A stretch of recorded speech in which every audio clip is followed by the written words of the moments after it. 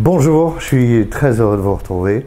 Oui, je vais garder mes lunettes, mais je vais vous expliquer pourquoi, parce que j'ai de nouvelles lunettes et qu'on m'a appris à mettre des lunettes correctement pour voir mieux. Et du coup, vous savez quoi? Je vous vois beaucoup mieux et je suis très content. Alors, aujourd'hui, j'aimerais revenir sur un thème qui est le célibat.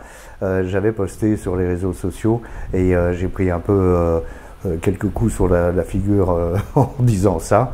Terrifiant, plus de 50% de la population est célibataire dans notre pays, plus de 50%, et c'est une augmentation de 35% dans les 20 dernières années. Bon, alors je voudrais expliquer pourquoi j'ai dit terrifiant, et je voudrais aussi vous rappeler et rappeler à ceux qui réagissent tout de suite en disant non, non, le célibat c'est très bien, c'est la liberté, c'est la libération de la femme, la libération de l'homme, etc., etc. Moi, je ne juge pas du tout. Moi, franchement, je suis célibataire depuis un moment. Hein, ça fait 10 ans que je suis célibataire, avec bien sûr des rencontres amoureuses, mais quand même, voilà. Par contre, je veux simplement partager mon opinion d'addict. Alors, le constat est le suivant. J'ai deux exemples à vous donner, et ce sont deux exemples qui me concernent. Donc, je ne dis pas que c'est général.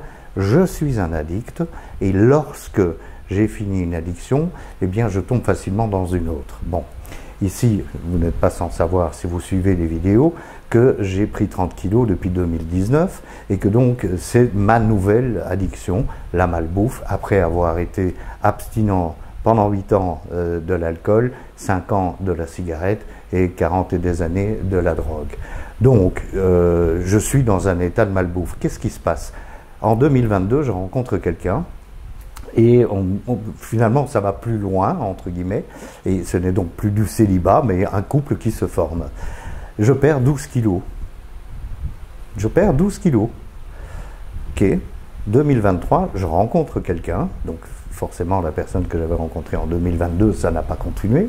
2023, je rencontre quelqu'un, et qu'est-ce qui se passe? Je perds 10 kilos. Je perds 10 kilos. Et depuis, cette aventure amoureuse s'est terminée, et depuis, je reprends 3 kilos.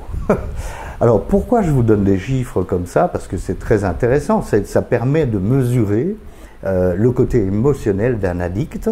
Donc, je me jette en pâture devant vous en disant, pour moi, le célibat, c'est terrifiant.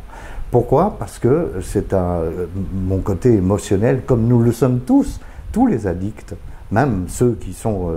je ne les défends pas, bien sûr, mais ceux qui sont vraiment désagréables, en ayant bu trop d'alcool, par exemple, je ne les défends pas, encore une fois. Mais voilà, dans le fond, il y a tout ce côté émotionnel qui est difficile à gérer. Bon, alors, je reviens à un autre exemple. Je me dis, je vais continuer mon petit régime, tranquille. Alors, mon régime, c'est même pas un régime, c'est arrêter de bouffer des crasses. C'est très simple. Voilà, donc j'achète des escalopes marinées, de poulet, hein, marinées, chez le boucher à côté de la radio. Et puis, je vais acheter des petites pommes de terre très sympathiques que je dois même pas éplucher, que je mets au micro-ondes, que je cuis à la vapeur pendant 6 minutes, et je me fais mon petit repas avec mon eau que j'adore, mon eau pétillante. Bon, qu'est-ce qui se passe? Je finis ma journée, je ramène les escalopes et les pommes de terre, et puis j'ai un coup de mou, parce que je me ressens seul, et je vais bouffer un pot de glace. Voilà. Et donc, c'est ça que je veux dire. Pour moi, tout ce que je vous dis de toute façon ne me concerne que moi, et je suppose les addicts qui ont bien voulu partager avec moi leur propre expérience. Pour moi, on est dans une société où on se déconnecte. On n'est plus du tout connecté. On doit tous avoir des opinions nouvelles, des opinions tranchées, des opinions et des décisions à l'emporte-pièce. Et moi, le premier, hein, je ne dis pas que je suis pur, loin de là, moi aussi. J'ai cette tendance à mettre fin à une relation parce que finalement c'est trop compliqué. Mais ce n'est pas la solution. En tous les cas, moi je reste un optimiste. Je sais que c'est fou de dire ça.